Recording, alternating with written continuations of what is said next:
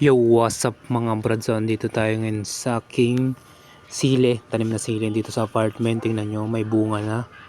Ayan no. So, may mga hinog na oh. Ayan oh. Tingnan natin. Ayun. Pwede nang pitasin, ihalo sa suka. Tapos, kung mahilig tayo sa sausawan, ihalo natin. So, ito yung tinanim natin. Galing lang siya sa nabili din nating sili. So, ngayon, ang ano natin, lalagyan natin siya ng pampadami ng bunga o pampatibay ng halaman, yung itlog ng manok. So ayan o, pag nakikita nyo meron mga itlog yan o. Ayan mga ano, pero hindi siya masyado durog, hindi ko masyado nadurog. Ngayon may madudurugin tayong itlog para ihalo dito mga brad, kasi pag mas durog, mas madali niyang ma-absorb. Ito yung itlog nating dudurugin. So mga nabilag na natin to, mga 3 days na natin na nabilag para mamatay yung mikrobyo. Durug-durugin lang natin yan, pero parang need natin ng mas maayos na lalagyan para mas madurog siya, di ba?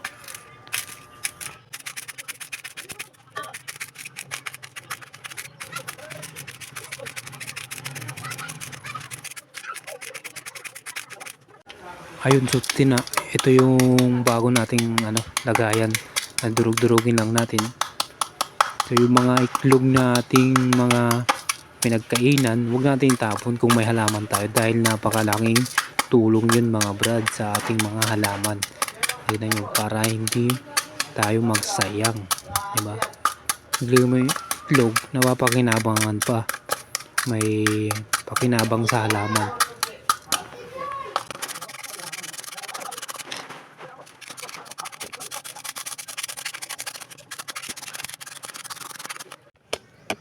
At ayun na nga mga brad, tapos na nating durugin tong itlog na to, di ba?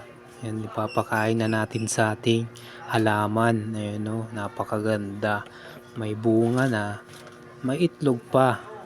Ano? Halo natin sa ating halaman para mamunga ng marami. Ihalo-halo lang natin dyan para ma-absorb niya. Mas maganda nga yan ihalo nyo sa tubig eh. Pero wala kasi tayong pero pwede pa naman yan. Parang slow release, pero ma-absorb niya pa rin yan. Hanggang matunaw, ayun. Maganda talaga sa halaman ito. Natural, organic ang ating tanim.